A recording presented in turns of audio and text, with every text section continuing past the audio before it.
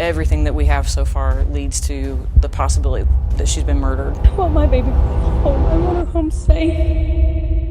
This is one of the most frustrating cases that I've ever come across. This girl was planning a surprise party for her mom, but then she vanished the night before the birthday happened. Her last text was, "I'm coming home soon," and her family has been searching for her ever since. Let's dive in. Desirea Ann Ferris was born on February 11th, 1999. She was the youngest of 4 and lived in Liberty, Missouri with her mom, Patty Tam, and siblings. Her mom and dad divorced when she was still young, and her dad remarried and had another family. Desiree was warm and bubbly with a smile that could light up a room. She had a vibrant personality and was kind and friendly to everyone. Desiree also had this solid bond with her mom, which never really went away even when she became a teenager. She'd always come up and lay in bed with me, and we would sit and watch TV. Desiree was also close with her dad's other family and got along well with her stepmom, Jennifer. She just has a very warm, bubbly personality. Always loved being with family, with her brothers and sisters and her stepbrothers and sisters. Everyone in her family thought she would become a teacher or a childcare worker, but Desiree had other plans of becoming a model. Sadly, she never got the chance to become any of these things because she disappeared when she was only 18. Now, due to her warm and outgoing nature, Desiree would often get mixed up with some really shady people that her mom disapproved of. And these are the people who would later get her in trouble. On May 1st, 2017, Desiree and her sister were picked up from their home by a man called Robert Keegan. It's not clear how the two sisters knew Robert or for how long, but they trusted him enough to go out with him. They spent part of the day together hanging around town, and then Robert dropped the girls off at a McDonald's at around 4:30 p.m. From there, another guy called Mark Arzola came and picked them up. And this is where the stories begin to differ. Some accounts say Desiree's sister was dropped off at their home, while others say she got out at another McDonald's. Whatever the case, Desiree stayed behind with Mark. Now, some reports say that Mark was supposed to take Desiree to another friend's house, but that didn't happen. Instead, they went over to his home in Marlboro, neighborhood of Kansas City, where they stayed for several hours. This neighborhood is known for being a high crime area and isn't exactly a safe place to be. At around 1 a.m., Desiree texted her sister saying, "I'll be home tonight, see you in a little bit," and that's the last time her family ever heard from her. Now, as I said, Desiree and her mom were extremely close and would text and talk to each other all the time. When Patty did not hear from her daughter, she started getting worried. Where was she? Why were her calls going to voicemail? It was Patty's birthday, and she suspected that Desiree and her other daughter were planning a surprise for her. She had found a birthday card in her pillow and ingredients for a birthday cake. But where was Desiree? When evening came without any word from her youngest daughter, Patty decided to check on Desiree's phone activity on her Verizon account, and what she found was super alarming. No phone activity, no Facebook activity, absolutely nothing. It's just gone. Patty knew something terrible had happened to her daughter, and she immediately went to the police and reported her missing. Police started investigating what could have happened to Desiree. That's when they learned some totally disturbing stuff about the 2 men that the sisters had gone out with. Both of these men had some really long rap sheets and were involved in illegal activities. How could a teenage girl with no prior criminal record be involved with such kinds of men? Desiree's family swore that Desiree was not using narcotics and that she just started hanging out with the wrong people. I just think that she was naive and didn't really get the whole picture. Otherwise, I don't think she would have ever been where she was. That's when they learned that Desiree had accessed her Facebook account through her phone at around 3 a.m. and then sent a text message to some unknown person before her phone went off. When the cops questioned Mark, he told them that he was with Desiree until 1:30 a.m. Then she left in a white pickup truck whose driver he couldn't see. Convenient, right? He was one of the only 2 people to see Desiree alive, and then he claims that some unknown person had picked her up. The police also found some inconsistencies in Mark's story because at first he had told Desiree's stepmom, Jennifer, that he and Desiree had gone to the soccer field off of Blue River Road before driving to his house. But then he told the police that they went straight to his home and did not stop anywhere. Also, the timeline of events was not adding up since the police believed that she actually left before midnight. But things would only get complicated when the cops talked to Robert. He claimed that he picked Desiree up from Mark's house. So now we know Robert was the driver Mark was talking about. Robert said that he dropped Desiree off at 73rd Street and Troost Avenue. I don't know about you guys, but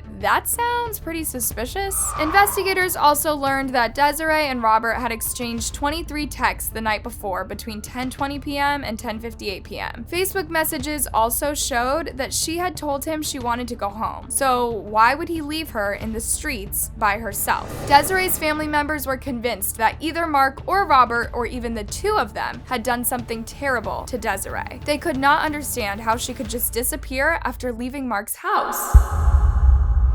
Her last cell phone pings were at an abandoned house in a wooded area, and the house in Marlborough. She was texting until 4:11 a.m. on May 2nd when her phone died. A search party was formed to search these areas for any sign of Desiree. They combed through the woods, talked to people, and distributed flyers around the town, but nothing came up. Desiree's family even offered a reward of $4,000 to anyone who would help them locate her. I want my baby home. I want her home safe. Numerous tips came in, with some people claiming that they knew what happened to her. One caller even claimed to have seen Desiree on the night of May 2nd buying alcohol with some guy. Police followed every lead and explored every possibility, including that she might have run away from home. But according to her family, Desiree would never do that. She wouldn't just up and leave and disappear, run away.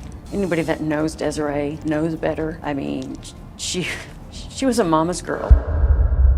The search for Desiree went on for weeks and months without any success. And with each passing day, her family grew even more desperate. They started believing that the cops were not doing enough to find their daughter. They started doing their own investigation and even hired a private detective to help. Facts are, Keegan picked her up from Mark Arzola's house, and then he claims he dropped her at 72nd and Troost. What happened to her from then? In November 2017, Desiree's family and friends held a balloon release and a vigil at their family home to pray for Desiree's safe return. They would repeat this ceremony in 2019 on the 2nd anniversary of her disappearance. It's now been 4 years since Desiree disappeared. Her family has never stopped searching for her and still believes that one day they'll be able to bring her home. They formed a group of supporters called Desiree's Army, where they look and dig into tips that could help in the case. They also started a Facebook group called Bring Desirea Ferris Home, which has over 21,000 followers. There have been several reported sightings of Desiree outside of the city and in locations out of state, but none have been confirmed.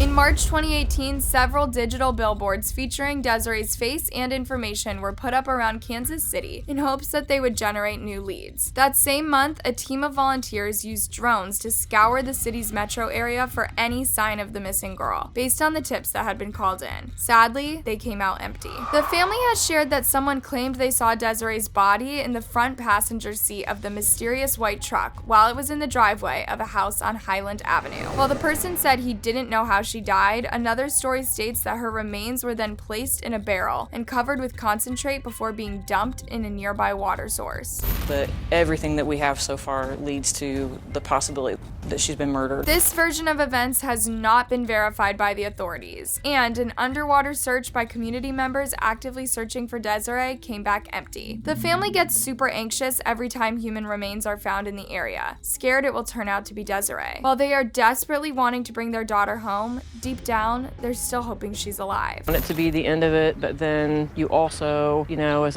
her stepmom, you don't want it to be her.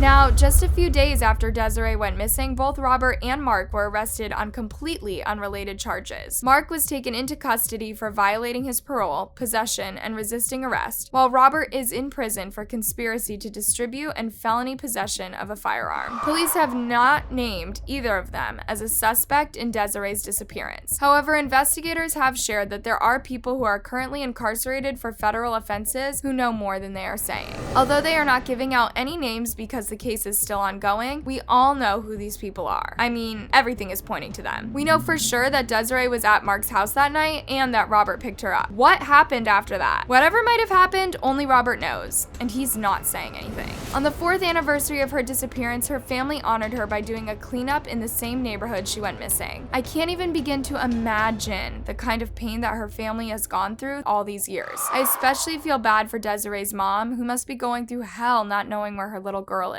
I even knew this kind of pain existed. I fight every day just to get up, just to keep going. That is really heartbreaking, and I really hope she finds her daughter soon so she can finally find closure. Desiree is 5 feet 1 inch, weighs 101 pounds, with brown hair and brown eyes. She was last seen wearing a white or cream-colored top, sweatpants, and a pink fuzzy jacket, and carrying a tan purse. If you have any information that would help this distraught family bring their daughter home, please contact the Liberty Police Police Department at 816-439-4701 or make an anonymous call to the Greater Kansas City Crime Stoppers Tips Hotline at 816-474-8477. The reward is now $12,500. That's the end of our video today. What do you think happened to Desiree? Do you think that Mark and Robert hurt her? Let me know your thoughts down in the comment section.